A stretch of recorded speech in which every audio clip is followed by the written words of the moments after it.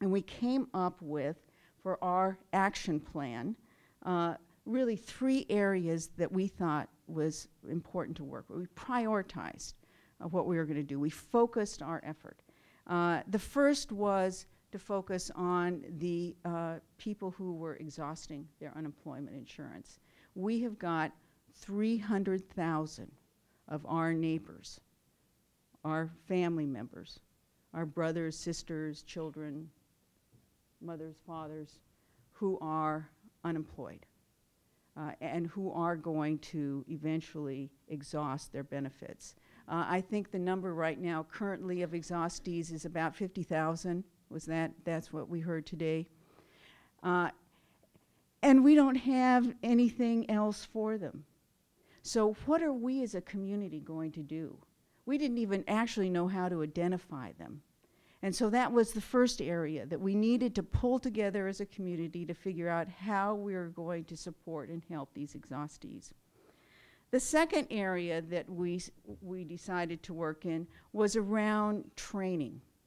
And again, we knew there was not going to be a lot of money. What could we do around training that would actually help to prepare these workers for the future in a world of diminished resources? And we came across a number of things. One, a remarkable opportunity that was provided to us by Microsoft, but also Employment Security.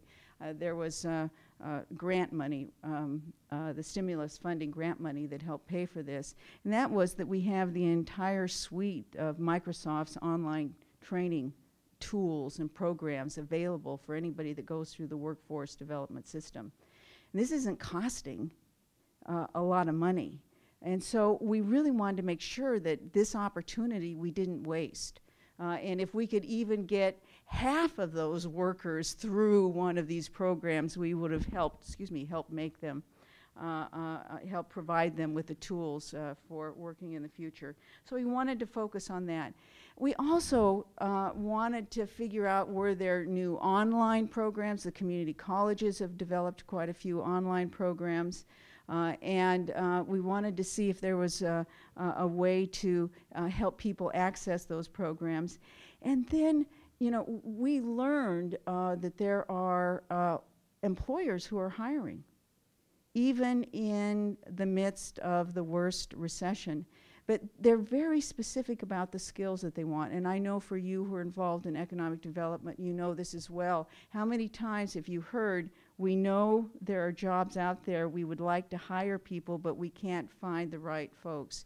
We needed to, as a system, figure out a better way to do those kinds of job matches and training and make it more individualized and specific to an employer.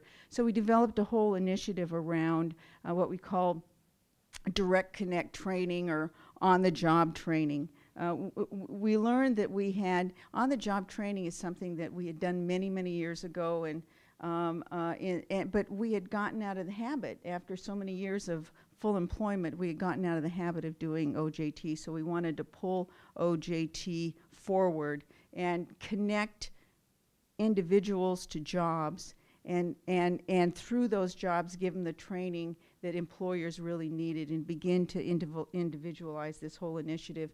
So we wanted to focus on training as well and figure out if there was a way that we could, with diminished resources, with employers wanting much more specific needs, provide the training in each regional area that those employers really needed.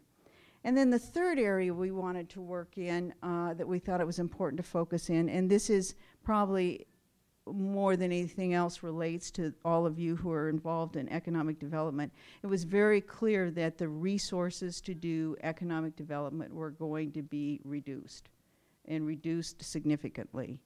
We knew that ADO funding was challenged with the community colleges. The kind of reduction in funding, they were going to need to focus much more on their core services rather than employer outreach.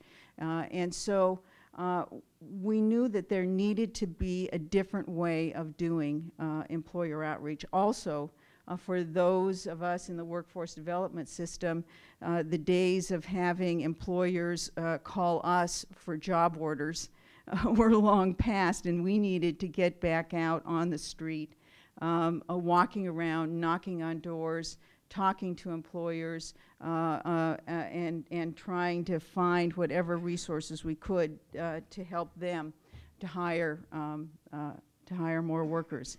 And so we developed an initiative that I think we're calling it integrated, building integrated teams at the regional level. And again, this was something that was done in a number of areas already, but we needed to take it and we needed to scale it up.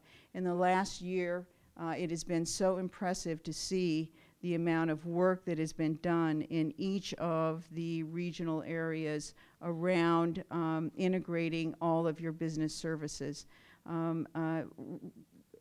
I am looking forward to see what happens in the next year as we build our teams. But everybody has stepped up. The whole notion was that, you know, we know that somebody who is involved in workforce is not going to be able to be an economic development specialist talking about tax incentives to recruit employers. And we know that people who are involved in economic development are not going to be able to talk about job training in a way that a specialist can, or somebody who's working for DVR, or somebody who's working for the community colleges. But if we can't have all of those people going out to all the employers, because we just don't have the resources anymore, can we make sure that in a regional area everybody has the same set of information, so when that job developer is going out and hears from an employer that what they really need is help with purchasing an important piece of equipment, or vice versa, we're coordinating and we're making sure that that employer is getting what they need.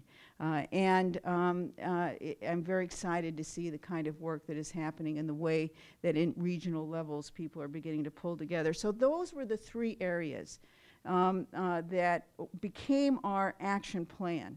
And not that other things weren't more important, but again, when tough times are in front of us, we really need to focus our effort. And that's what retooling was all about. I'm pleased to say that after 6 months, what we've now done, and we just had our meeting this morning, is we have pulled together an actual dashboard and action plan that you will probably hear more about through the course of this meeting. We have measures about what we're going to do to make sure that we know that we're accomplishing. But this is something that we're doing ourselves, with ourselves. Nobody is imposing it on us. These are measures that we're using to plan and change and adjust, because this is, in the end, Retooling Washington is about local communities banding together to make sure that we are meeting the challenge that these economic tough times have given us. And we're learning as we go. And so hopefully in another 3 years, we will no longer be talking about retooling Washington's workforce. We will be involved in the next huge boon, economic boon that this state is going to be experiencing. And hopefully, when we get to that point, we will look back to now. We will look back to this meeting and to this effort that we've been involved in over the last 6 months and say, you know, we met that challenge. We as a community, we as people involved in economic development, workforce development, we who are the professionals whose job it is to develop and our communities and to ensure that there is economic vitality, we met that challenge. We worked together. We learned some new things. We retooled ourselves in some ways. And this was a moment in which that foundation for recovery was laid, and we're the ones that did it. And so that, for me, is the vision about what our job is right now. It is a pleasure working with all of you, learning from you, and standing with you as we meet this challenge. Thank you.